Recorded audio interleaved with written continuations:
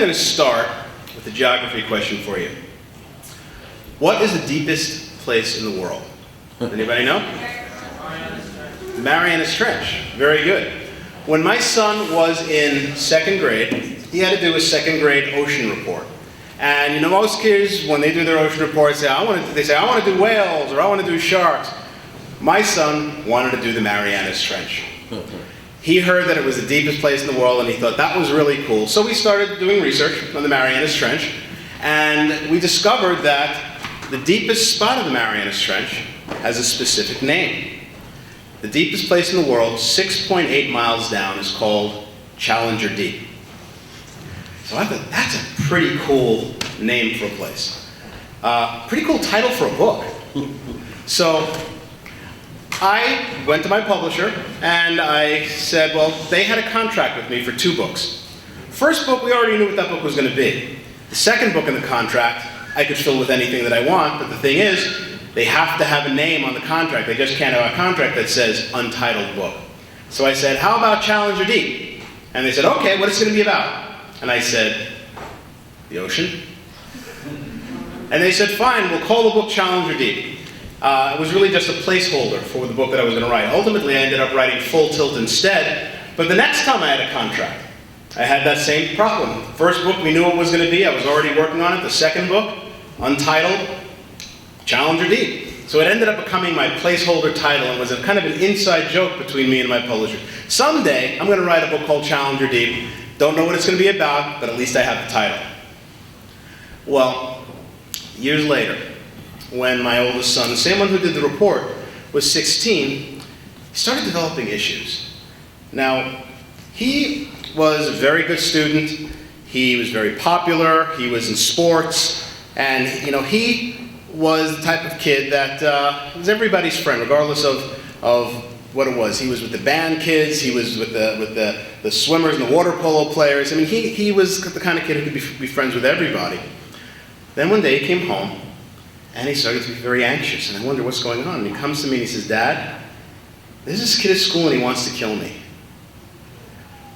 So I was obviously freaked out by this. So I asked him, well, what is this kid? Has he threatened you? No, he hasn't threatened me. Does he have a weapon? No, I don't think he has a weapon.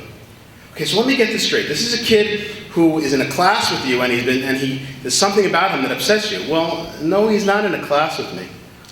Well, how do you know him? I don't. But I see him passing in the hall, and I just get this feeling from him, like he wants to kill me. So I think, well, there's something wrong here. So ultimately we talk about it, and he realizes this kid doesn't even know he exists. It's not like this kid is threatening him. But his mom and I were concerned. Why is he having this irrational fear of this kid? A couple of weeks later, he comes to me and he says, Dad, there's this kid at school who wants to kill me. And I said, wait a second, is this the same kid? No, this is a different kid who wants to. And bit by bit, over a period of just about a month, he started developing these delusions. There were people that were out to get him. Or there were people who were out to get me and his mom, and he one day raced home from school because he was convinced in his mind that there was somebody who was trying to get us. And the second he got home, he raced back to school because he thought that somebody had planted a bomb at the school. He didn't see anything, but he just felt it. He believed it. It's called a delusion. Delusion is believing things that aren't real. It got to the point where he couldn't sleep because he was so filled with this anxiety, and he started to get very frantic and manic and couldn't control it. And then he started hearing voices telling him to do things that he didn't want to listen to, voices laughing at him, voices saying things in his head, and then he started to visualize things, he started to see things. We brought him to the hospital, and they admitted him, and ultimately he was diagnosed with schizophrenia. That evolved into a diagnosis of something called schizoaffective disorder, which is a combination of bipolar and schizophrenia. It starts with mania and anxiety that goes out of control and then goes into delusions and hallucinations and then resolves with depression. And then the cycle begins over and over again. As a family, we were hit hard by this. We didn't know what to do. We sought help, and there's a lot of mental health organizations out there. But there was one moment in the depths of his illness. Now, for those of you who don't really know what schizophrenia is, people confuse that with things like multiple personality disorder and things like that. They're not even related. Basically, schizophrenia is like taking LSD and taking some sort of hallucinogenic that makes you have trips. But the thing is, you're not taking anything. Your own brain is generating those chemicals, and you are living that trip all the time, to the point that you cannot tell what's real and what your brain is made of. That's what schizophrenia is, your own brain chemicals. You're tripping on your own brain chemicals. And what you have to do is settle those chemicals down so that they function the way they're supposed to. There was one point in the middle of this when he could not tell the difference at all between what was real and what was not. He was in the hospital, and he was tormented by these monsters and demons and voices in his head and things that he was seeing. And he looked at me and he said, "Dad, sometimes it feels like I'm at the bottom of the ocean screaming at the top of my lungs and nobody can hear me." And suddenly I knew what Challenger Deep was going to be about. That was when he was 16. Over a period of several years, he came out of it. He was in the hospital. He was only in the hospital for 2 weeks when they finally were able to settle his mind, but he was still not functional. He couldn't go back to school. He was still, the medication was so heavy he really couldn't function. And bit by bit he came off the medication and got to a lower dosage. And then 6 months later, he stopped taking his medication because he felt he was better, went back down to the same place, had to be hospitalized again. So he realized and we realized that you can't go off your medication when you have a mental illness. It took him a few years to finally get back to a place where he was functioning and back to where he was. It really took him until about 4 years ago, until he was really back to who he was when he first dove down into the depths of mental illness. I didn't start writing the book until he was better, until he was really in a place where he could look back on what happened to him and reflect on it. And I asked him, would it be okay if I wrote a book about mental illness? Not about you. I mean, sure, we're going to take events and things that happened to you and happened in our family and put them in the story.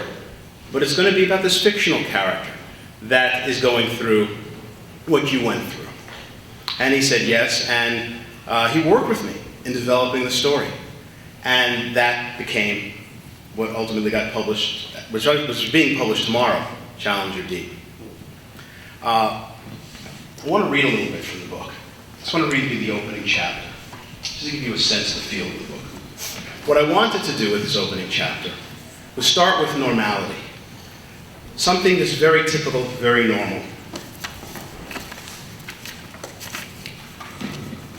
to sort of set the stage for what's about to happen. There are two things that you know. Oh, before I start this, the story is divided into two parts that interweave freely. One part is a story of the character, Caden, who is losing touch with reality. The scenes of him coming to his parents and saying that there's a kid at school who want to kill him. That stuff is in the book. Everything leading up to hospitalization. And then stuff is going on in the hospital, which is a mixture of fiction and what really happened. But also, interwoven with that is this journey, this fantasy, surrealistic journey that this kid is taking on a pirate ship out into the Pacific Ocean to explore the Marianas Trench. And there's a captain on the pirate ship, and the captain's parrot, and the captain is telling him, you have to ignore the parrot. Don't listen to anything the parrot says. You have to come with me so that we could go down to the depths. And the parrot is saying, we got to kill the captain. Who do you believe? What we ultimately find out is that his doctor, who we meet when he's in the hospital, is Dr. Poirot, who dresses in Hawaiian shirts and talks a little bit like a parrot. So you start to realize that the doctor is the parrot and the two worlds are interchangeable.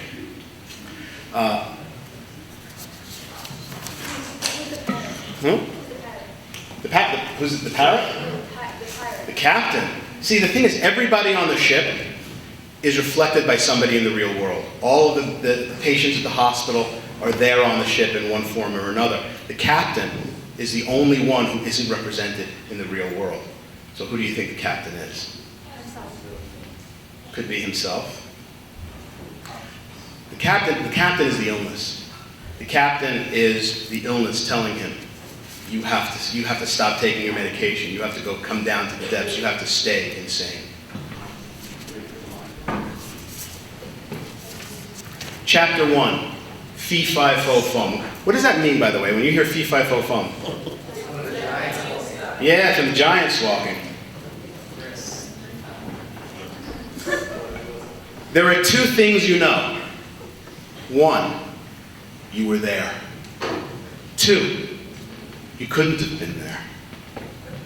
Holding these two incompatible truths together takes skill at juggling. Of course, juggling requires a third ball to keep the rhythm smooth. The third ball is time, which bounces much more wildly than any of us would like to believe. The time is 5 a.m. You know this because there's a battery-powered clock on your bedroom wall that ticks so loudly you sometimes have to smother it with a pillow. And yet, while it's 5 in the morning here, it's also 5 in the evening somewhere in China, proving that incompatible truths make perfect sense when seen with global perspective. Your sister sleeps in the next room, and in the room beyond that, your parents. Your dad is snoring. Soon your mom will nudge him enough to make him roll over and the snoring will cease, maybe until dawn. All of this is normal, and there's great comfort in that. Across the street, a neighbor's sprinklers come on, hissing loud enough to drown out the ticking of the clock. You can smell the sprinkler mist through the open window, mildly chlorinated, heavily fluoridated. Isn't it nice to know that the neighborhood lawns will have healthy teeth? The hiss of the sprinklers is not the sound of snakes. And the painted dolphins on your sister's wall cannot plot deadly schemes. And the scarecrow's eyes do not see. Even so, there are nights where you can't sleep because these things you juggle take all of your concentration. You fear that one ball might drop, and then what? You don't dare imagine beyond that moment, because waiting in that moment is the captain. He's patient, and he waits. Always. Even before there was a ship, there was the captain.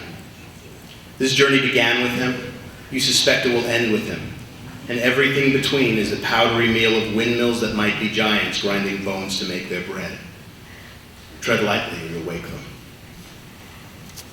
That's the opening chapter of Channel V. Thank you.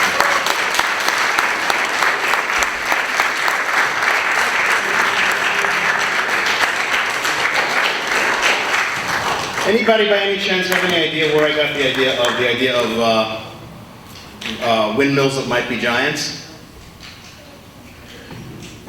Anybody ever heard that before? Full Tilt. Well, the idea. Did I mention that in Full Tilt? It's actually something literary.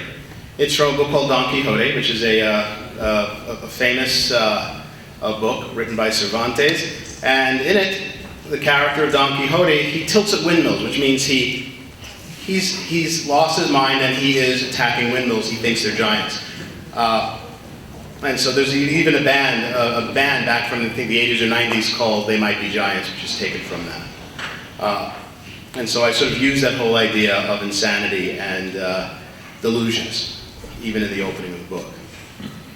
Now, where did I get all this stuff about the journey that the character takes on this trip? It actually comes from drawings that my son did when he was in the hospital.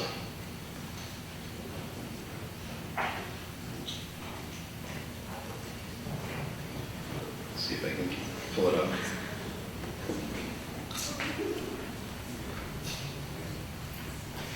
The drawings I'm about to show you were done when he was in his manic phase, when he couldn't even speak, he couldn't even communicate. His only way of communicating was through these line drawings. This is what it feels like to be manic. See if I can size it down.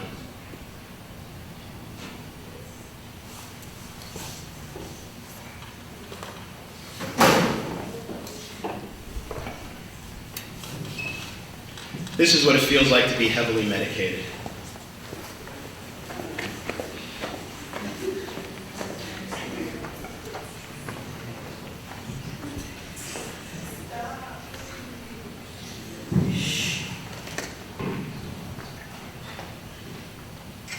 And this is the monster that was chasing him in his mind that he thought was real.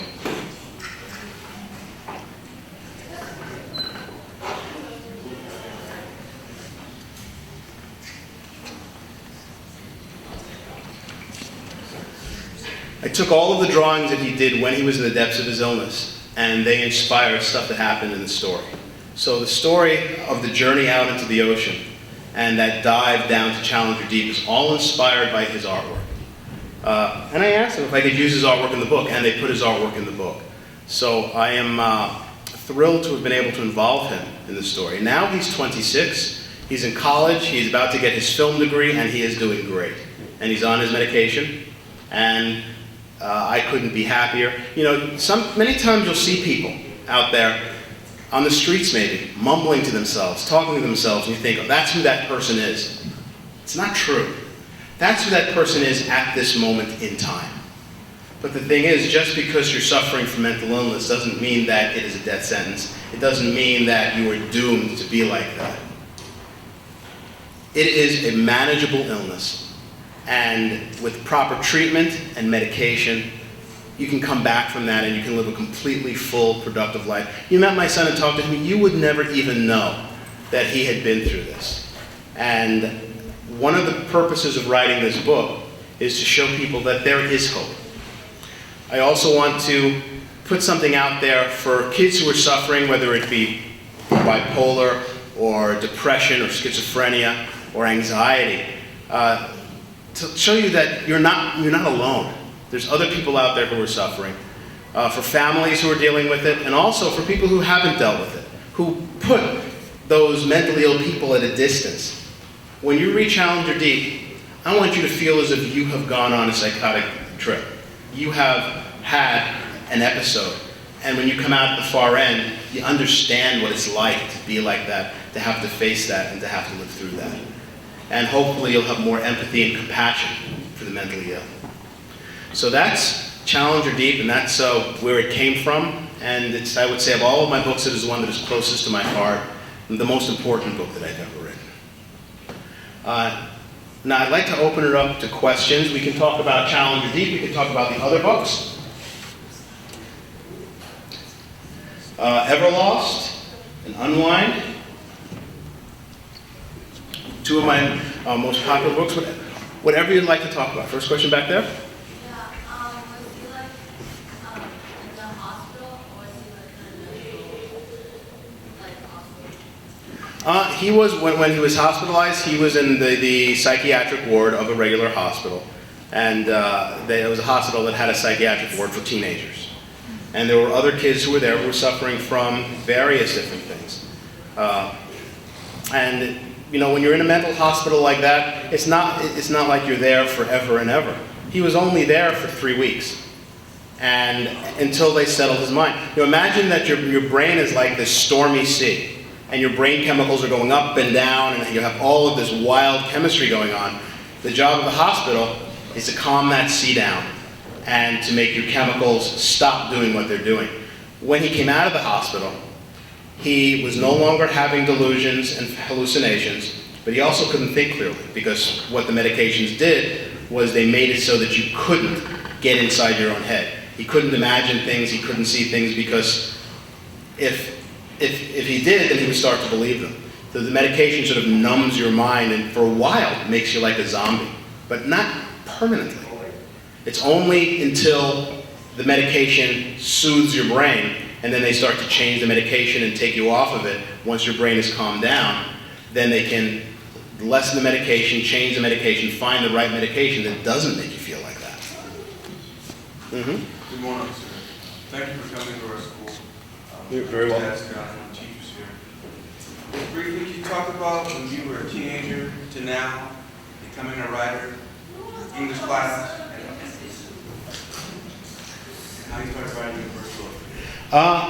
Writing my first book and how I became a writer. When I first started writing was really when I was in 9th grade. I had a great 9th grade English teacher. She saw that I had this love of writing, and she challenged me to write a story a month for extra credit that entire school year. Now, I needed extra credit in my in my English class. So I took her up on the challenge, and once a month I wrote a story. By the end of 9th grade, I felt like a writer, and I haven't stopped writing ever since. When I was 18, when I was a senior in high school, I wrote my first book. I sent that book off to maybe about 20 to 30 different publishers. Took all the money that I had made from a summer job and put it into making copies and postage to send this book off. Every single publisher rejected it. Never sold my first book. There's a good reason for that. It stinks. But I had to write the first one to be a good enough writer to write the second one, which I also didn't sell, but I had to write the second one to be a good enough writer to write the third one, which did. And looking back, when I first wrote those books and they didn't sell, I thought they were failures. They weren't failures at all. They were stepping stones. They succeeded in making me a better writer. I had to write the first to write the second. I had to write the second to write the third. Everything that you write, you get better. And when I look at Challenger Deep, I look back at my whole body of work, all the 46 other books that I wrote before writing Challenger Deep. I couldn't have written Challenger Deep had I not written those. It's as if everything that I've written has led up to me being able to write a book like Challenger Deep. With everything you write, you get better. And I think that the next one after Challenger Deep, that'll be even better. Because now I have the experience of having written that one. Does the book touch on other mental illnesses? Like any of the patients in the psychiatric ward, do they have like depression or other? Dealing with other mental illnesses in the book, yes, I address. There's a lot of different characters suffering from a lot of different things when we get to the hospital. But I try not to differentiate them so much, because what I've learned about mental illness is that it's almost like book genres. You put a label on something. Just because you put a label on it doesn't mean that that's exactly what it is. Every single patient presents differently. Basically, what doctors do is they take a collection of symptoms and they put a label on it. Depending on the doctor that saw my son, he has had 5 different diagnoses for the exact same thing. Schizophrenia, schizoaffective, bipolar, depression with psychotic features, and obsessive compulsive. It all depends on what the doctors want to call it. So those labels really don't mean anything, because it all kind of flows into one another.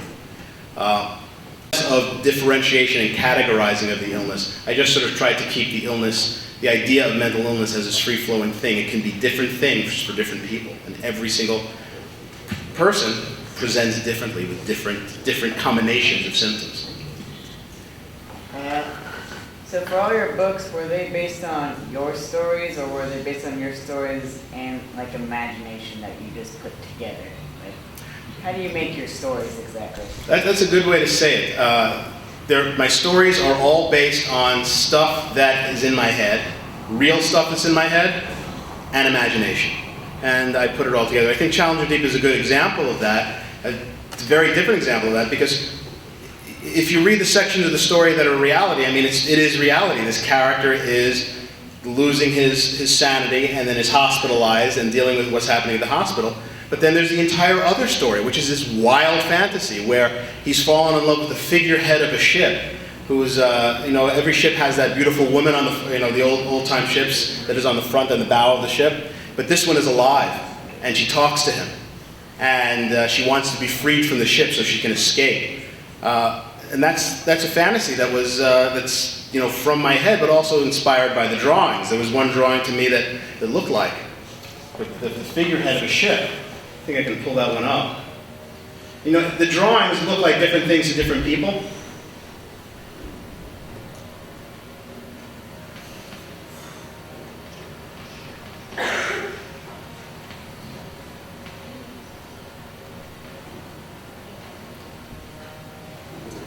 There we go. This one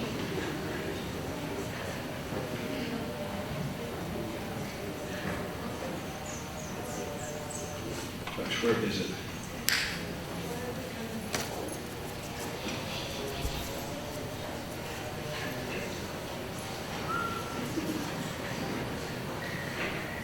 There it is. When I saw this one,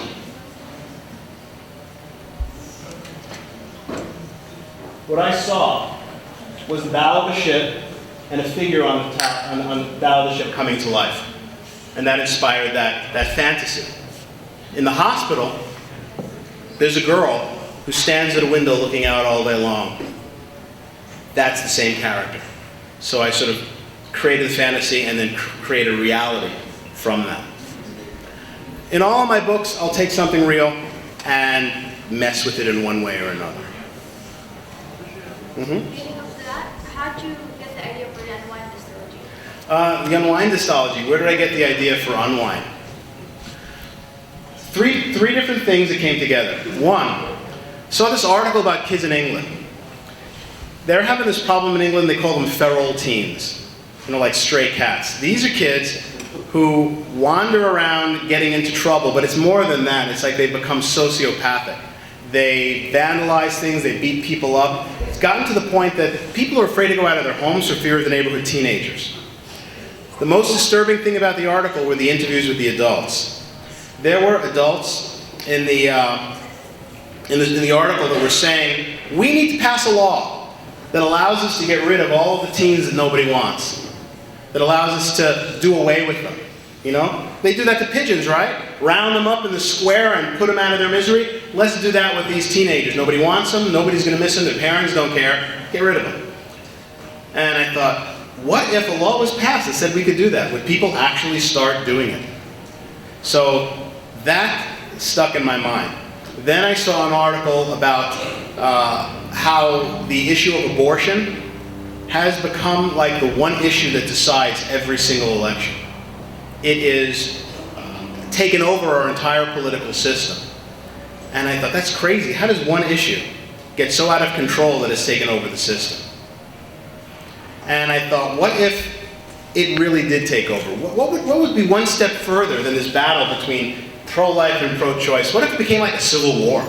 And the whole country was tearing itself apart over this issue. And to solve it, the government basically passed the worst possible compromise. They said from conception to 13, human life is untouchable. But between 13 and 18, during those teenage years, when you have problems like those kids in England that people want to get rid of, during those teenage years, that's when you can legally do away with teenagers, do away with kids. Sort of retroactive abortion. Then I saw this article about transplant technology and how they're able to use more and more of a person in transplant to the point that within our lifetimes they're going to be able to use 100% of the human body in transplant. Imagine that. You die and you donate your body and every single part of you would still be alive. Your legs would have gone to someone who lost their legs in an accident. Your heart would go to someone who had a heart attack. Your brain would be divided into 20 different pieces and given to people who suffered brain damage in that part of their brain. Yeah, what were you going to say? What's the question? I want to hear the question. Because that's the whole point, is to pose this question.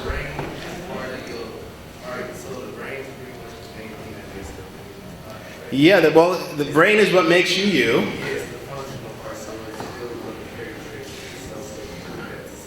Yeah, if you put it to somebody else, but what if it's given to 20 different people?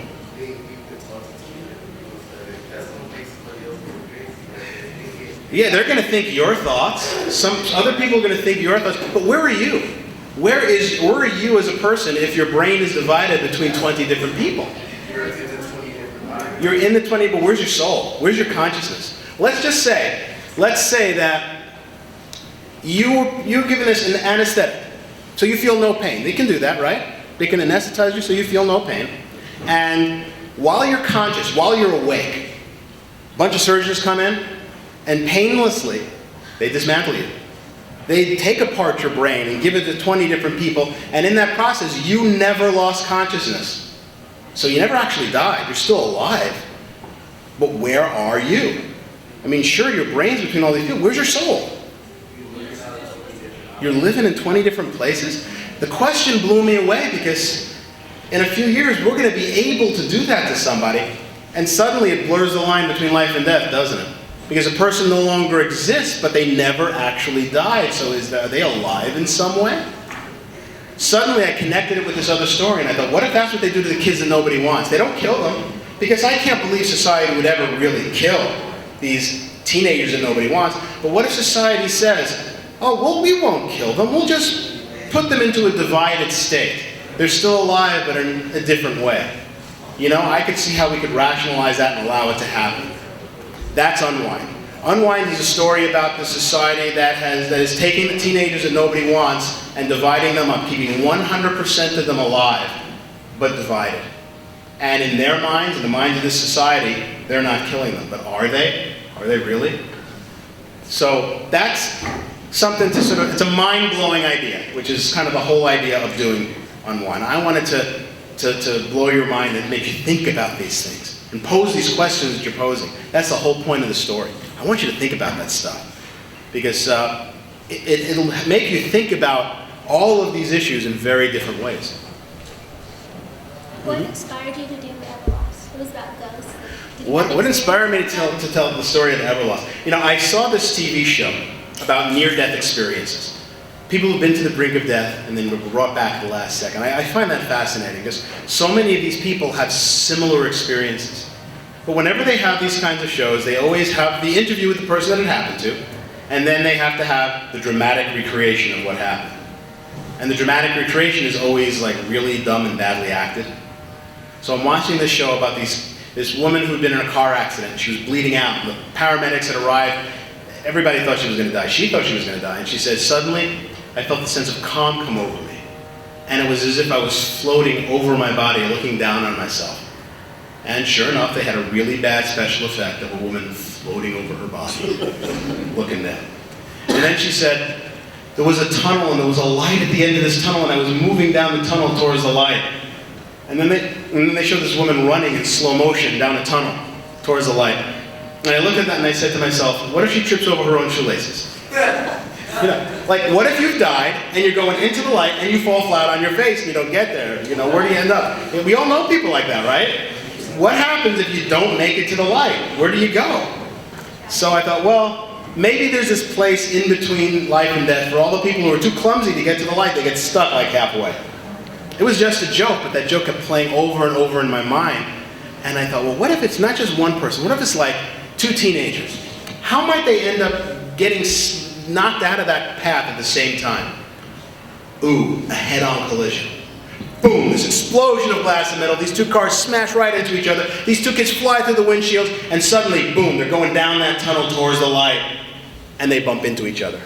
And they knock each other out of the tunnel, and they find themselves caught in this world between life and death, the world that I called Everlost. So I thought, oh, that's pretty cool. Basically, I kill off my main characters in the first page. That's kind of an anti-story. It's an interesting way to start a story. And the first paragraph is a head-on collision. If that doesn't catch your attention, nothing's going to catch your attention. So I started working on the story, but it wasn't until I realized what this world between life and death was going to be like that I got excited. The way that I saw it, all the places in our world that no longer exist, but that the living still care about, the places we hold on to, the universe still holds on to as well. So I started thinking about places that would be in Everlost. Everything from Atlantis to Pompeii, and then suddenly I realized the Twin Towers would be there. World Trade Center, the Twin Towers in Everlost are there, and nothing and no one will ever tear them down. Realizing that is what made me want to write the story. And a good portion of the story takes place at the Twin Towers, where they're still there in Everlost forever. So it's sort of the story evolved. It started as a ghost story, but became about a whole lot more. So that's a little bit of an overview of the stories. There's always elements, like I said, of reality, of real world issues, brought in to some fantasy element. That's what I like to write. Some fantasy or science fiction element. I like to take reality and tweak it and just make your mind see things in different ways that you haven't seen them before. I think that's all the time that we have, but if you guys want to sign up to win one of the copies of Challenger Deep, I hope you'll enjoy it when you read it. Keep on reading, and I promise I will keep on writing for you. Thank you so much. Thanks, Mr. Shusterman. So we got about 1 minute till the bell. You guys, many of you need to get to fourth period. But if you want to start not leaving the area, but if some of you want to go start writing your names on the bookmarks, go ahead. The bell's going to ring in a minute. You do not have a